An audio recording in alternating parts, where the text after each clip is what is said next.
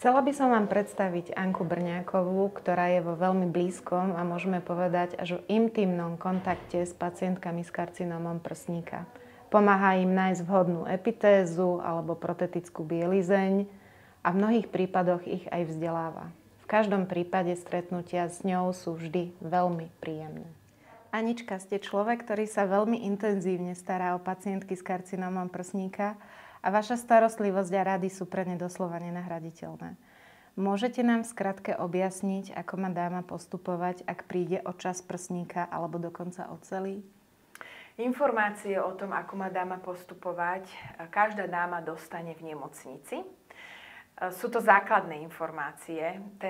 Tá moja rada, čo by som dala každej dáme, ktorá rieši toto ochorenie a príde o časť alebo celý prsník, je ukľudniť sa, dopriať svojmu telu čas, uvoľniť sa, oddychnúť, nechať si vyhojiť ranu a následne riešiť veci, ktoré sú potrebné na to, aby dáma fungovala alebo sa vrátila k tomu bežnému fungovaniu, aké bolo pred zákrokom. Ako je to aktuálne v Slovenskej republike? Majú pacientky dostatok informácií alebo treba suplovať rolu vzdelávania a vzdelávať ich naďalej? Ťažko povedať, lebo niektorí majú dostatok informácií, keďže majú prístup na internet. Na internete tie informácie dostupné sú, niektorí ich nemajú. Tí by ich mali dostať v nemocnici. V nemocnici pracujú ľudia, ktorí sa tomu venujú, majú poradenstvo, alebo majú šikovné deti a tie deti im na internete nájdu všetky dostupné informácie. Rovnako my v špecializovanej predajni, alebo v lekárni, alebo rôzne občianske združenia poskytnú tieto informácie komukoľvek, kto zavolá a kto o informácie požiada. Čiže rada znie oddychnúť si, dopriať si čas a pýtať sa. Aké epitézy sú momentálne dostupné na trhu a v čom sa líšia? Epitézy rozdeľujeme do dvoch základných skupín. Prvá epitéza je textilná, alebo hovorí sa jej aj dočasná. Je to textilná epitéza, ktorá je plniaca lekárskym a medicínskym flisom a vlastne nahrádza prsník, keď je odobratý, ale nahrádza ho iba po určitú dobu. Kvôli svojej váhe sa neodporúča táto epitéza dlhšie nosiť ako 7 týždňov, pretože veľmi vplýva na chrbticu a na rovnováhu a symetriu tela. Čiže na začiatok, kým sa hojí rana, je dôležité dať túto textilnú epitézu. Ako náhle je rana zahojená, prestupuje sa už na druhý druh epitézy a to je trvalý druh, čiže silikónový, ten je ťažší a už naozaj nám vyplňa takú tú funkciu náhradného prsníka, aby sme sa cítili komfortne a naozaj aj to telo, aby dostalo späť tú symetriu, ktorá bola narušená operačným zákrokom. Prečo je tak veľmi dôležité epitézy nosiť a používať? Žena funguje celý svoj život v určitej symetrii. Keď odoberú prsník, tá symetria je narušená. To znamená, že chrbtica sa začne kriviť, kolena, bedrové kĺby, priečne klenby alebo pozdĺžne klenby na nohách veľmi rýchlo reagujú na rozbitie tejto symetrii. Preto je nesmierne dôležité a vždy dávam veľký dôraz na to, aby dámy nosili čo najviac silikónovú epitézu. Tá silikónová epitéza nahrádza nielen tvarovo, ale hlavne váhovo to narušenie a odstránenie prsníka a veľmi priaznivo pôsobí na celkový komfort, na psychickú pohodu ženy a zároveň aj po fyzickej stránke pomáha telu vyrovnať sa, aby sa chrbtica nekrivila a aby naozaj neboli následky, ktoré si nikto neželá. Pretože každá dáma rieši svoju diagnózu a nikto si neželá riešiť popri tom ďalšie pridružené, a to iba kvôli tomu, že sa jednoducho podcenilo nosenie prsníkovej epitézy. Sú tieto epitézy dostupné a preplácajú ich zdravotné poisťovne? Má na nich pacientka nárok? Áno, každá dáma, každá pacientka, či už pri čiastočnej alebo celkovej mastektómii, má nárok na prsníkovú epitézu a tú prsníkovú epitézu jej poisťovňa prepláca. prispieva. Nie úplne v plnej výške, ale prispieva. V súčasnej dobe je tá výška uvedená na sumu 47,10 eur. Pri textilnej, ako sme sa bavili, pri tej prvej, tam poisťovňa prepláca celú výšku a dáma za túto prsníkovú epitézu neplatí, nakoľko je to nutnosť. Čiže tam poisťovňa prepláca celú výšku a pri tej silikónovej prepláca už tú sumu, ako sme spomínali, čiže 47,10 eur. Ak dáma hneď na počiatku vie, že chce ísť do špeciálnej silikónovej epitézy, je potrebné si vždy vypočítať, tie ceny sú určené kategorizáciou a je potrebné si vypočítať doplatok. Čiže keď vieme, že napríklad niektorá prsníková epitéza, jej cena je výška 120 eur, poisťovňa prispeje tú výšku 47,10, ten rozdiel si už platí pacient sám, ale vždy je možné si uplatniť tento lekársky poukaz. Prichádzajú pacientky často s mylnými informáciami? Áno, stáva sa to, najmä pri protetickej bielizni, nakoľko pri protetickej bielizni poisťovňa iba prispieva, čiže nepreplácajú. Veľa dám, keď prichádza, tak prichádza s informáciou, že ju dostanú. Toto by som chcela napraviť na správnu mieru, dostanú príspevok od poisťovne. Každá poisťovňa to má zadané rovnakou výškou. Pri protetickej bielizni je to výška 8,68 eur a ten zvyšok si už tiež dámy potom doplácajú samé. Čo sa týka ešte informácií, tak veľmi mylná informácia je, ako často má dáma nárok na tento lekársky poukaz. Je to vždy jedenkrát do roka. Aj prsníková epitéza, aj protetická bielizeň príspevok. Protetická bielizeň je slovo pre nás mnohých neznáme. Čo si pod týmto pojmom môžeme predstaviť?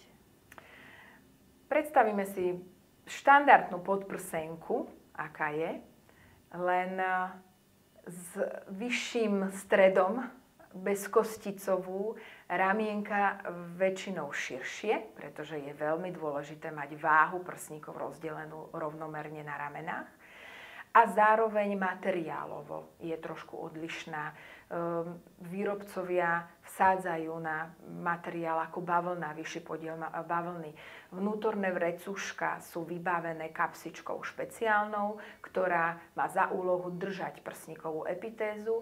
To znamená, že keď dáma má takúto bielizeň, do podprsenky si vloží prsníkovú silikónovú epitézu, pekne si ju zapne a nikto nič nevidí. Je to úplne, nedá sa to. Jednoducho je to krásne, všetko to sedí a dáma sa môže cítiť komfortne, nemusí sa báť, že by si ktokoľvek a čokoľvek všimol. A je vhodná na celodenné nosenie? Áno, je vhodná a aj je určená na celodenné nosenie, pretože sa opäť vrátime k tomu, ako nesmierne dôležité je nosiť prsníkovú epitézu celý deň a hlavne ten aktívny čas, čiže ako náhle dáma sa postaví z postele, tak jak si robí rannú hygienu, pripojiť k tomu aj vloženie prsníkovej epitézy do bielizne a mať ju na sebe až po okamih, kým si opäť neľahne späť do postele a ide oddychovať. Je vhodné ju nosiť aj počas ožarovania? Počas ožarovania záleží od toho, akú prsníkovú epitézu. Väčšinou dámy majú ožarovanie následne hneď po zákroku a tam sa odporúča nosiť túto textilnú epitézu, nakoľko tá je textilná, bavlnená a je priedušnejšia ako silikónová epitéza. Ako sa majú pacientky o epitézy starať? Epitézy nevyžadujú žiadnu špeciálnu starostlivosť. Je to silikón zapustený do fólie. Na čo si treba veľmi dávať pozor je neprepichnúť, čiže prstenie, mačky, psíkov, domáce zvieratka, nepúšťať k prsníkovej epitéze, dávať si na to pozor, aby sa nerozderavila, aby sa neprepichla a aby nevzniklo porušenie takéhoto mechanického typu. Epitéza ako taká sa len osprchuje pod tečúcou vodou, nemusia sa používať žiadne špeciálne prípravky, čiže ani mydlá, ani sprchové gely. Stačí to len opláchnuť, utrieť a vložiť naspäť do krabičky. A čo sa týka športu? Pri športovaní Je to bežná súčasť nášho tela. Ako náhle si na epitézu zvykneme, vôbec neriešime, čo robíme. Tá epitéza by práve takto mala fungovať, že jednoducho nerozlišujeme, či športujem alebo ležím na gauči. Tá epitéza nám má splniť to, že je naša, je to súčasť nášho tela a každodenného bytia. Čiže všetky tie epitézy sú urobené tak, aby naozaj tej dáme poskytli ten komfort a aby tá dáma absolútne nepremýšľala nad tým, či ju má správne, alebo či sa neposunula, alebo čokoľvek sa udialo, pretože aj my tu pri poradenstve dávame veľký dôraz na to a skúšame, je nesmierne dôležité si to vyskúšať, aby dáma sama videla, že sa naozaj nemusí obávať žiadnych prekvapivých momentov a že sa môže 100% spoľahnúť na epitézu, že jednoducho je s ňou. Ako prebieha návšteva u vás? Návšteva u nás prebieha úplne jednoducho. Žiadna dáma, keď k nám príde, nemusí mať stres. Sadneme si, porozprávame sa, vždy sa informujem, aký je priebeh liečby, ako dlho je po zákroku, či je už rána zahojená, ako sa dáma cíti, je to pre mňa veľmi dôležité, ako dáma fungovala pred zákrokom, rovnako veľmi dôležitá informácia. Na základe toho potom predstavujeme, áno, takéto epitézy sú k dispozícii, pozrite sa, táto je výborná na šport, ak športujete, odporúčam túto epitézu, táto je skvelá, ak máte väčšie potenie, pretože dokáže absorbovať a vstrebávať to teplo, vyrovnávať teplotné rozdiely. Táto je základná, keď napríklad veľa dám je už zvyknutých na jednu základnú a nechce meniť. Tie epitézy sú rôzne, ale vždy si ich všetky prejdeme. A následne potom pokračujeme, čo sa týka výberov správnej bielizne, pretože nie je len tá celková pohoda ženy a ten komfort nie je len o epitéze, je aj o tej správnej podprsenke. Ten výber správnej podprsenky aj s tou epitézou trvá približne hodinu, kým všetko poskúšame, veľa sa nasmejeme, čiže dámy sa bať nemusia, odmeráme, vyskúšame. A keď dáma je spokojná, všetko sedí, cíti sa v nej dobre, tak jednoducho už odchádza s bielizňou a s epitézou na sebe. Rozprávali sme o spodnej bielizni, podprsenkách, epitézach, o športe. Čo takto plavky? Rovnako jednoduchá záležitosť. Plavky sú na výber, veľké množstvo výberu máme. Je to či už jednodielne plavecké, jednodielne športové, jednodielne len na pláž. Áno, tam sú rozdelené rôzne kategórie. Dvojdielne tankiny rovnako fungujú. K tomu určené špeciálne prsníkové epitézy, ktoré sú určené len na plávanie. Sú špeciálne ošetrené proti chlorovej vode, morskej vode slanej, aby neboli poškodené. Čiže všetky tieto veci fungujú a dámy ich majú dostupné.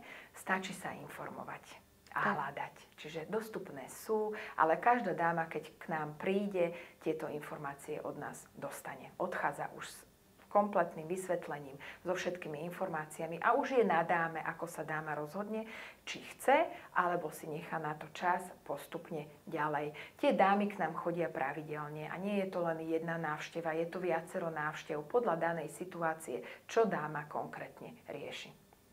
Aké sú najčastejšie otázky pacientok? Čo ich najviac trápi? Čo ich najviac trápi? Ako budem fungovať? To ich najviac trápi. Ako to bude vyzerať? Neviem si to predstaviť. Každá dáma, ešte keď s ňou sedím na začiatku, sa pýta, a ako to funguje? A jak to bude vyzerať? Tak vždy, keď už takéto sa posúvame s tými otázkami, tak vždy je to najideálnejšie vyskúšať. A každá dáma, keď už sa následne uvidí, si povie, wow, v živote ma nenapadlo, že budem takto fungovať, že je to úplne normálne, nikto nič nevidí, dá si tričko, dá si šaty, dá si košelu a odchádza ako hotová a ucelená dáma s úsmevom na perách a s tým, že je to strašne jednoduché.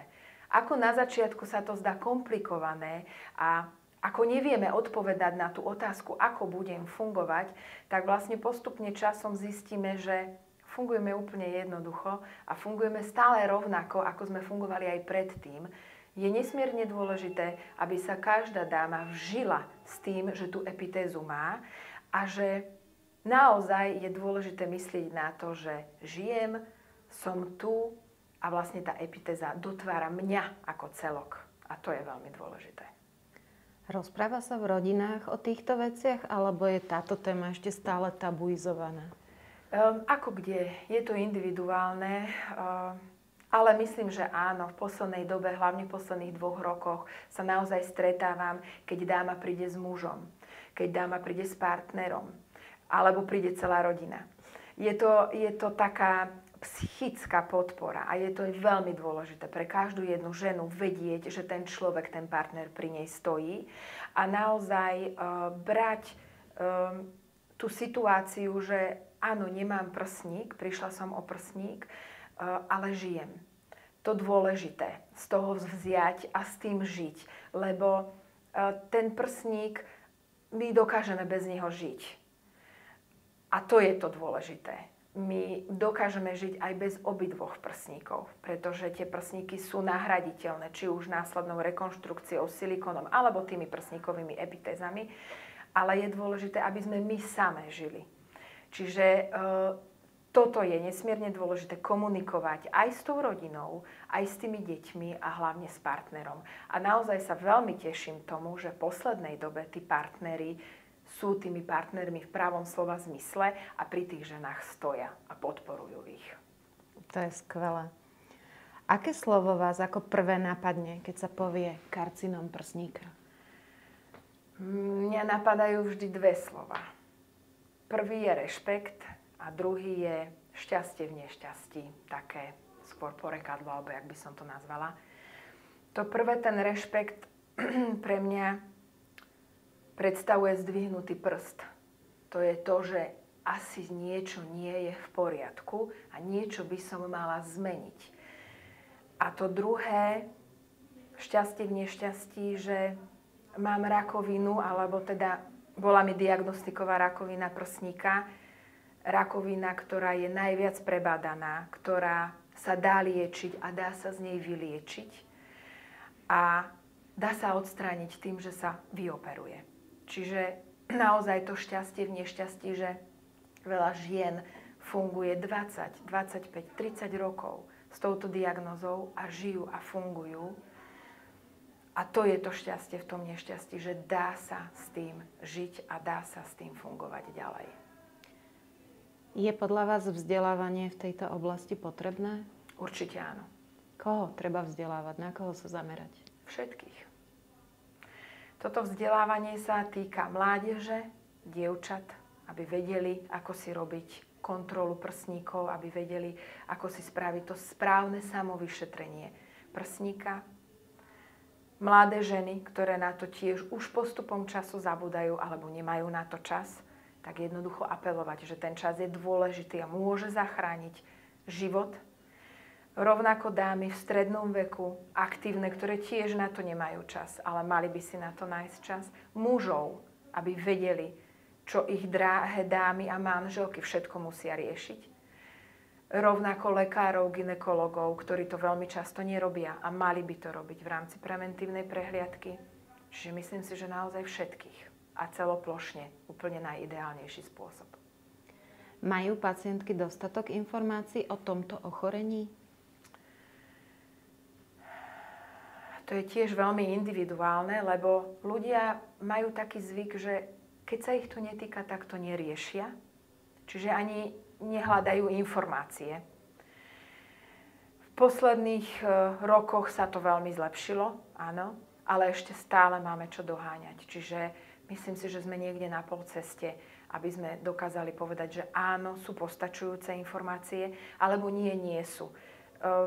Záleží to od každej osoby, ale myslím si, že naozaj sme tak pol na pol. Ten, kto chce, určite sa k informáciám dostane a nájde ich, lebo tie informácie už naozaj dostupné sú. Len by bolo potrebné apelovať aj na tých, ktorí zatiaľ neriešia ochorenie, ale mali by si tú prevenciu naozaj dodržiavať a venovať jej čas. Aká forma vzdelávania podľa vás je pre pacientky najvhodnejšia? Tie pacientky sú v rôznych štádiách prežívania daného ochorenia, od diagnostiky, liečby.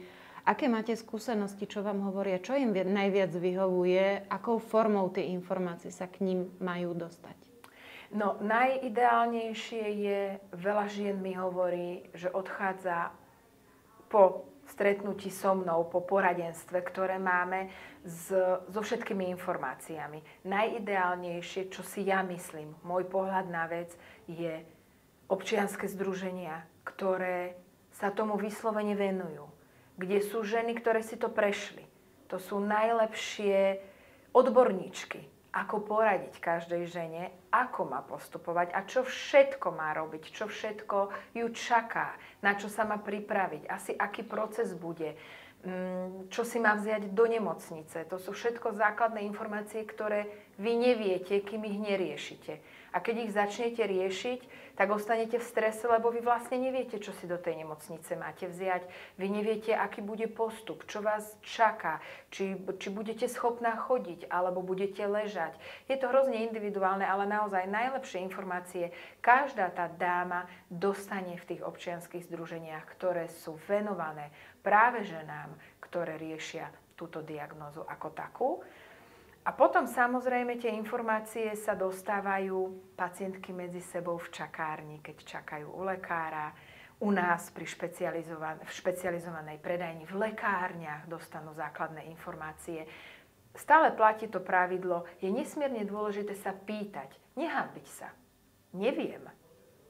To neznamená, že som hlúpy. Neviem, lebo som s tým neprišiel do styku. Ale je veľa ľudí, ktorí vedia, a ktorí radi poradia, čiže pýtať sa. To je to najzákladnejšie pravidlo a netreba sa jednoducho báť opýtať, je potrebné sa opýtať a vždy tú informáciu dostanete. Pozorovali ste, že aktuálna situácia spojená s pandémiou vírusu COVID zmenila nejak správanie pacientok alebo všeobecne prístup k tomuto ochoreniu? Je to tiež veľmi individuálne. Mám dámy, ktoré si hovoria, že je to v pohode, nebojím sa, idem, chodím, fungujem ďalej, mám rúško, čistím si ruky, dodržiavam odstup, bola som na testovaní, dávam si naozaj pozor. A sú dámy, ktoré sú doma a boja sa, lebo sa boja, že sa nakazia, že jednoducho budú mať zhoršenú situáciu. Sú radi, že sú tak, ako sú. Je to veľmi individuálne, ale určite áno, zmenilo to postoj a hlavne pohľad žien a hlavne myslím si, že aj po ekonomickej stránke, tým, že je to ovplyvnené a vlastne je tam vysoký dopad na ekonomiku, tak aj to prispieva k tomu, že dámy tento rok si dávajú taký čas a hovoria si, že OK, je to tento rok, nejakým spôsobom počkáme, uvidíme, čo bude rok budúci. Máme dostatočné množstvo, či už prsníkových epitéz alebo bielizne, ale naozaj je to individuálne. Ako to reálne funguje a ako vyzerá tá prsníková silikónová epitéza, o ktorej sme hovorili, a protetická bielizeň, ktorú sme tiež spomínali.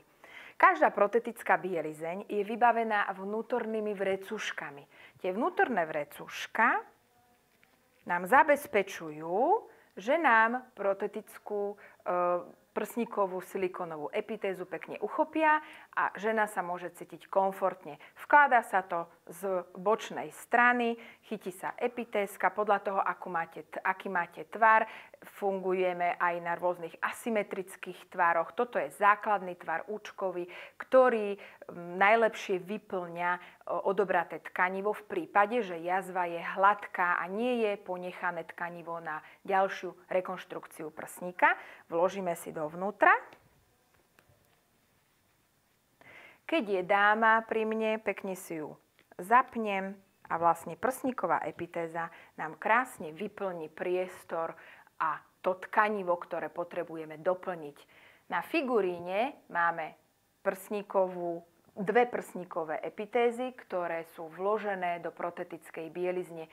Vidíte, že krásne sedia, keď sú dobre uchopené a máme správnu veľkosť v porovnaní s ramenami.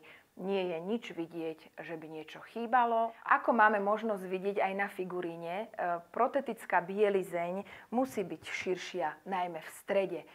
Je to kvôli tomu, aby bolo pevné držanie vloženej prsníkovej epitézy. Táto podprsenka, ktorú máme na figuríne, má aj kostice. Zdravotné kostice sú povolené. Kostice neznamená, že sú zlé, ak máme správne ukončené kostice. Každá jedna dáma môže tie kostice nosiť aj po mastektómii prsníka. Prsníková textilná epitéza, alebo nazývame aj dočasná, nám vyplňa ten základný priestor a hlavne ten prvotný čas, ktorý je potrebný na zahojenie jazvy ako takej. Máme dva druhy. Je prsníková epitéza textilná, ktorá je naplňacia. Vo vnútri máme takýto medicínsky flis, ktorý sa naplňa. A potom máme prsníkovú epitézu bavlnenú s takýmto flisom pevným, ktorý je daný a tvarovo predefinovaný. Prečo sú tieto dva druhy? Táto vkladacia slúži najmä vtedy, keď dáme ponechajú tkanivo na prípadnú rekonštrukciu prsníka. Regulujete si sama hrúbku epitézy tým, že si buď vyberiete, alebo naspäť vložíte flis. Čiže hrúbku si regulujete tak, ako potrebujete. Táto druhá prsníková epitéza s pevným flisom je najmä pre dámy, ktoré majú rovnú ponechanú jazvu, čiže nie je zanechaná bradavka alebo nie je zanechané tkanivo na prípadnú rekonštrukciu. Táto epitéza je výborná v tom, že ten tvar je preddefinovaný a jednoducho sa nemení. V krátkosti si teraz predstavíme základné formy prsníkových silikónových epitéz, nazývaných aj ako trvalých.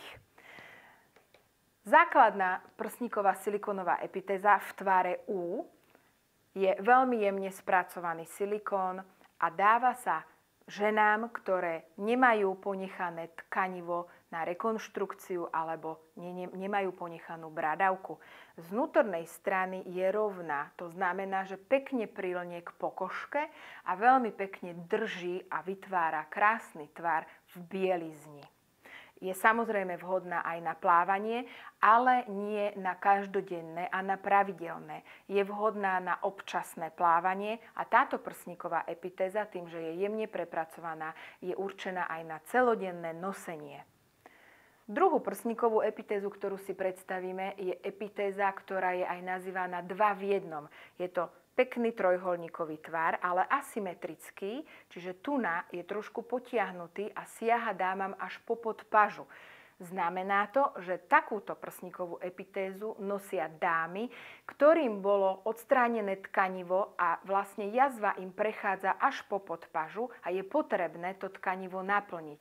Zároveň táto prsníková epitéza je určená aj na aktívne plávanie a šport, nakoľko z vnútornej strany má takéto prieduchy. Tie prieduchy slúžia nielen na to, aby bola cirkulácia vzduchu, ale aj na to, aby pekne pretekala voda v prípade plávania. Ako poslednú si predstavíme prsníkovú epitézu, ktorá dýcha a naozaj je pre najnáročnejšie užívateľky. Je to pekný trojholníkový tvar. Nedá sa použiť v prípade nutnej asymetrie, nakoľko je symetrická. Avšak táto prsníková epitéza je matná, čiže je veľmi pekne drží. Ako si ju vloží dáma do bielizne, tak aj uchopí, obkreslí tú podprsenku a drží, nepohne sa. A zároveň z vnútornej strany je takéto niečo. Tie guličky zabezpečujú, že dýcha. To znamená, že to potenie sa minimalizuje a naozaj ju dámy majú a považujú ako za svoju súčasť tela. Veľa žien sa ma ešte pýta ohľadom veľkostí, nakoľko sú zvyknuté nosiť svoju veľkosť a teraz po operácii nevedia, akú veľkosť si majú vlastne kúpiť. Je dôležité odmerať sa a je dôležité cítiť sa komfortne. To znamená, že bielizeň ako takú by sme mali cítiť po obvode, že ju máme, ale zároveň by nemala byť rušivá. To znamená, že by sme z nej mali vydržať celý deň, aby sme sa my cítili komfortne a aby sme sa nemuseli nejakým spôsobom, ako sa ľudovo povie, ošívať a naprávať. Je veľmi dôležité sa pred kúpou prvej bielizne odmerať správne, zistiť, obvod v centimetroch popod prsia a zistiť obvod od stredu hrudníka cez stred prsníka do strednej časti chrbáta. Na základe týchto informácií, keď dáma má, potom stačí už len pozrieť veľkostné tabuľky a nájsť si správnu veľkosť, ktorá nám bude určite sedieť. Keď prsníkovú epitézu osprchujeme a utrieme ju uterákom, vkladáme ju do krabičky. Tá krabička je jej postielka. V tej krabičke je forma, v ktorej sa prsníková epitéza pekne narovná a drží svoju formu. Čím menej dáma tú krabičku používa, tým skôr sa prsníková epitéza zdeformuje. Je preto dôležité, aby si dámy dávali na toto pozor a naozaj tú krabičku používali.